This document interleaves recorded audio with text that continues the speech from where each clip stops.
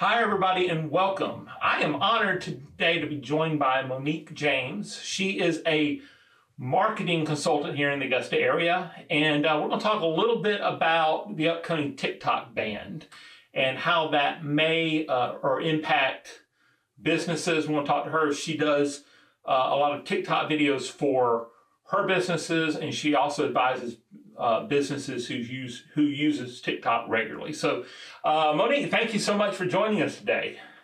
Thanks for having me, Ben. I'm glad you're able to come. So, the TikTok ban is scheduled to go into effect tomorrow. According to TikTok, if something is not if there's not new ownership in place, then the app will go dark tomorrow. So, Moniek, tell me a little bit about what impact will that have on your businesses and other businesses who regularly use TikTok? Well, yeah, I think for businesses that have used it and are monetized directly on the app, that the app going away takes away a revenue stream, an income stream for their business.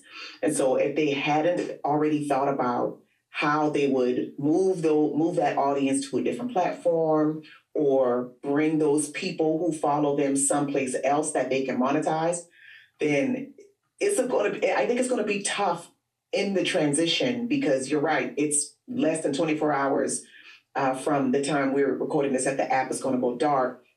So if business owners have been making money directly from the app, whether they have been monetized within TikTok and getting paid from the app for their content, using TikTok Shop, or selling their products and selling to people, users on TikTok, the transition is going to be rough, because I think TikTok made such a splash because, first of all, there are features available in TikTok that are not available in any other apps that are significant. You know, the apps that have millions of users, a lot of those features just aren't available in other places. Right. Also, the audience on TikTok is different. People behave differently, on TikTok than they do on other platforms.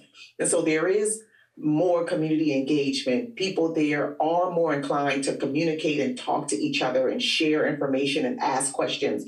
All of those things that a business owner who might be looking to refine their strategy, and that's my focus, marketing strategy, or test new products, or just get feedback, kind of create their own unofficial focus group.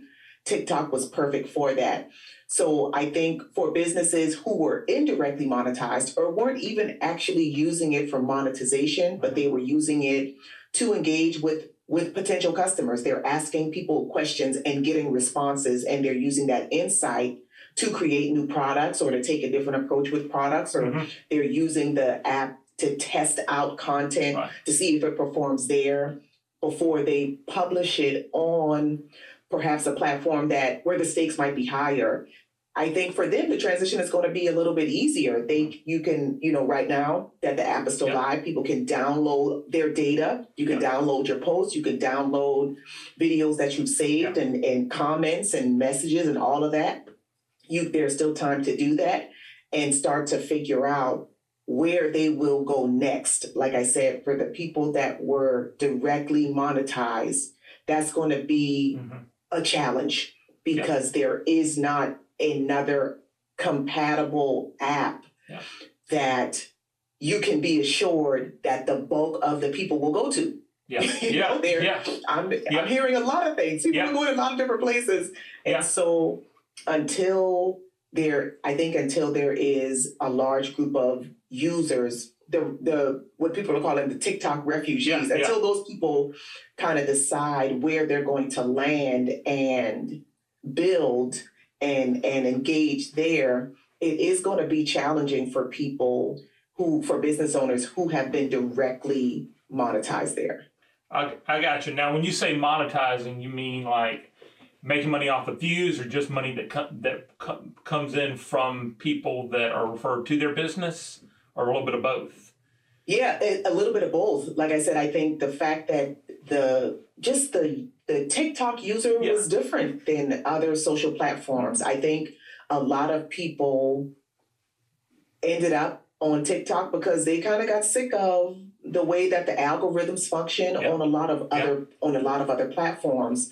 And so until a new app or perhaps an existing app redesigns their algorithm or, kind of changes the way they do things, until that happens, those people are going to be searching for where to go and where to get recommendations about the latest recipe to try for dinner, or the newest purse to buy, or the newest whatever, the newest microphone or whatever. Yeah, exactly. Yeah, it's going to be interesting to see where those types of conversations are going to end up. Exactly, it is. So let me say this: do you have a recommendation as far as a plan B? If the app goes dark tomorrow, then do you have a recommendation about how business owners can adjust? Yeah, I think the first step is to go back to your strategy, and that's my wheelhouse. I believe a robust or a holistic marketing strategy includes social media, but it doesn't only include social media. You have to also include email or your blog or other channels, because that's just diversification, and diversification is a great thing. Absolutely. So I definitely think going back, revisiting the strategy and figuring out, okay, is there an existing platform that I already have a presence on that I can shift my focus to and start to pour in or invest in the audience building there, like they did on TikTok. And once you decide what that is, use these last few hours that we have to tell the existing audience where to find you next, whether that is an existing platform, like I said, that you already have. A lot of people, pulled back from like the Facebook and the Instagram and chose to go all in on TikTok. Well, now some of those users will probably end up back on Facebook and Instagram. So there's an opportunity there to re-engage and build from that place. I'm hearing Fanbase is an app that I recently set up an account on, and they have a migration feature that it pulled in all of my TikTok content onto my brand new Fanbase account. So I have content already there. All of my content from TikTok is already there. So now it's just a matter of starting to engage and build and notifying my audience, this is where you can find me now that TikTok is gone. So I think the remedy is very specific based on the individual business, but I do not think the automatic response should be go jump into a brand new app before we know what these brand new apps can do. There is an app in particular that I'm not going to mention, but a lot of TikTok people have migrated over there, and it's still yet to be determined. The terms of service are very unclear. And so I'm not a fan of making long-term decisions from short-term emotions. And I can understand the fear that a lot of people are experiencing right now. And so when that's really loud in your ears, it's really hard to, make clear-headed decisions. So I always err on the side of caution. I encourage my clients, my audience, to err on the side of caution. Stick with what you know for right now. You could probably claim your name on some of those other channels just to park it. For me specifically, I've started to see requests for people who follow me on TikTok to follow me on another app that I'm not on yet. I don't have a profile there yet, but because the apps are connected, I'm seeing users request to follow me on this other app. So now I'm thinking, well, if nothing else, I will go and claim my name there, just so nobody else can claim it. Just so, just kind of park it there, just to kind of protect my intellectual property and protect the brand a little bit better. So there's a lot of questions, and the answers aren't as easy to get to in a time like this. I mean, it's definitely not easy. And you're right. You have a lot of people panicking, a lot of businesses panic. I heard the stat, there's 170 million users on TikTok, yes, which is half the population, about roughly half the population of the United States. So to just talk about the enormous popularity of that app, mm-hmm, and we've never seen just something just that popular just go away. Yeah. Business owners, have a right to be, worried and concerned, especially if that's an income and source of your business. Yeah. Yeah. So let me switch. Let me say this real quick. Do you anticipate Trump's going to be able to save this thing? I know he said he needs more time with it. I mean, what do you think going forward on that? I know that the Supreme Court just kept the ban in place.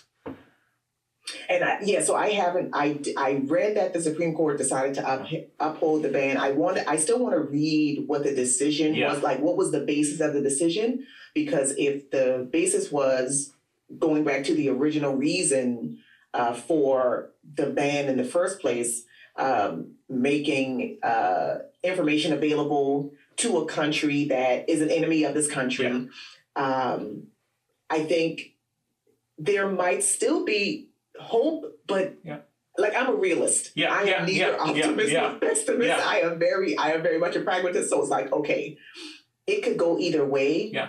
And we won't know until we know. Yeah. So for right now, like, what's in front of us? What's in front of us right now is it's been decided that the ban was upheld, and so the app has decided we're taking it dark. I'm assuming at midnight or 12:01, on Sunday morning. Yeah. And so how can we prepare from how can we make an informed decision using the information that we have right now? Right. I just shared an article on one of my social platforms about Perplexity, which is an AI chatbot tool that I use a lot. They just made a bid to partner with TikTok, to partner with the company or something like that, so that the app could stay in existence. The ban doesn't have to go through. So I think there's going to be a lot of those mad dashes and scrambles, and there's going to be breaking news. Yeah. It's going to be really exhausting for people who are trying to follow it minute by minute. And I'm of the belief that energy could be better spent, especially if you're a business owner. Yep. That energy could be better spent figuring out where you're going to lead your people to next. Because that's at the core of what we're talking about. It's leadership. Every business owner in a time like this has to be able to step into the role of the leader and making a decision and telling your audience, this is where we'll be. And yes, there probably will be a loss of people. Audiences will decrease. However, you can rebuild. Oh yeah, you build. Absolutely. You build on TikTok, so you can rebuild anywhere. Yeah, absolutely. I think, absolutely. I'm a video content creator. And I have been hesitant to go to TikTok simply because of the privacy concerns, and I've been criticized for it. I've had people get on to me. They're like, why aren't you on TikTok? What would be your message to somebody that's like me, that's concerned with some of the privacy issues that are allegedly happening with the app? I mean, I would say those concerns are valid. Yeah. I don't think those concerns come from anywhere. Yeah. That's reality with that app and any app. Yeah. I would say for a business owner who has been hesitant to do it because of that, but they recognize the opportunity. Oh, yes. Then it takes some, let me arm myself, empower myself with some information so I can make the best decision for me and decide what my boundaries are. Yeah. So, for example, I never signed up for TikTok Shop because I didn't they requested way too much information. Yeah. I was like, nope, I'm not giving you that, so I won't do it. Yeah. but I recognized that I could build there in my way. Yeah. And sure, that could have, choosing to go forward with it could have generated income for my business, but I wasn't willing to earn that money at the expense of what I consider are deal breakers for me and for my business. Mm-hmm. And so I think that's what it is. We make decisions every day as business owners that are aligned with our values and what matters to us. And I don't discount like a gut feeling. Gut feelings weigh a lot for me. I, as a business owner, and this is how I operate, and this is how I encourage, people who work with me and listen to me to operate too. Like, trust your gut, and then follow up the gut with trust but verify. That's the phrase I'm looking for. Trust your gut and verify, and then make the decision. That feels right for you. Yeah, that's awesome. That's awesome advice. The old Reagan stance: trust but verify. So switching gears a little bit, you do a lot with advising companies with AI. Mm-hmm. Tell me a little bit about your work there, and what you're advising businesses as far as integrating AI. So the success with integrating AI into your marketing begins with that solid foundation and that strategy. And so my focus with regard to strategy is brand, character, and identity. So figuring out the edge. What's the edge? How is one brand different from a competitor? What makes it unique? What makes it special? What is in the founder's story, background, expertise that just give the brand its own lane to stand in, like clarifying that and figuring that out, and then pairing that with the customer discovery, because we're all trying to sell stuff to people. So we have to know who those people are. Exactly. And really getting into the lives of those people, understanding what's happening in their lives outside of their engagement with your social content or your emails or watching your videos. What's happening in their lives, so that, especially if you're using platforms like social media, like we're talking about today, you always have something to say to them that would invite them into a conversation that's not always, here's my thing, buy it. But I like to describe it this way. When you get on the phone with your best friend, you can talk about everything and nothing. And you'll still leave the conversation like, man, I love that. That guy is great. This is a great conversation. You can do that because you know them well, and they know you well. And so the challenge with the customer discovery is getting to know those people well. So when you're thinking about marketing this month and next month and the month after that and the month after that and next year and the year after that, you always have something to say that they would want to be involved in, they would want to participate in. So that's why the customer discovery is so important. And then also figuring out who your brand isn't for, because you're not for everybody. So just clarifying that really helps a brand's marketing hit a little bit better. And then the last piece is the content, identifying the channels, figuring out what the customer's journey is, so your content meets them on the channels where they're spending time and in the way, like in the format. Do they like to read? Do they like to listen? Do they watch videos? Would they watch a 45-minute video? Or do you need to distill that thing down to 30 seconds because their attention span is like the size of a goldfish? So understanding all of that, that's strategy. That's the foundation. And so when you think about what AI can do to help you clarify the brand tighter, I'm an Army veteran, so I like to use military analogies, like tighten the shot group even better. Just refining it. It's like taking the power of the creativity and the insight, the instinct of that human, that leader for that business, that marketing team for that business, and pour the technology of AI onto those three elements of the strategy.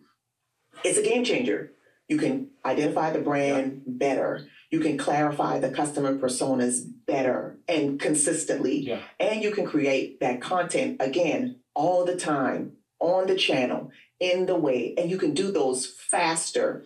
I'm the kind of person, I get ideas a lot. Always. I'm running a list of ideas in my notes app.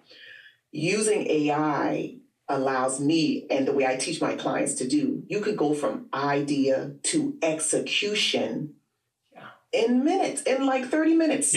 Yeah. As opposed to a week. Yeah, exactly. I mean, you're absolutely right about that. Speeds up the work process. It just lets you get things done. I always tell business owners who are hesitant or who are like, well, it just feels like too much, or I'm afraid, or whatever. The technology isn't here to replace them. Yes. The human beings in that business have value. The AI cannot shine as brightly as we want it to shine without the human beings, their insight, their experience, their context. They have to be involved. And so you think about if the AI is the hammer that's going to allow you to build the house, it's the vehicle that you are going to drive to get to the destination. You work together. That's what's so important. And so that's my approach. That's how I teach and train and consult. And that's how I do it in my own business. And that's where it started. I first started playing with ChatGPT in November 2022 when it first came out. Yeah. And over the years, I learned it, built my own internal systems. When those started working, I started talking to business owners about what I was doing. And from their questions, realized, more people want to learn this. So let me start teaching and talking about it. And till now, let me start building tools for people or coaching business owners and their marketing teams how to use it, coaching you on how to turn off certain features or activate certain features so your intellectual property is protected. So the tool isn't using your information to train and make that available for other users.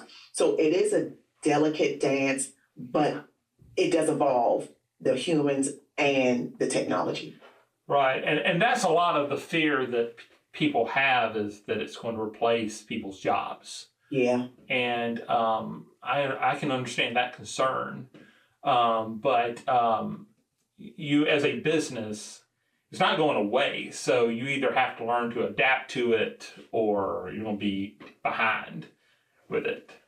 And it's definitely here to stay. Yeah. It's not going anywhere.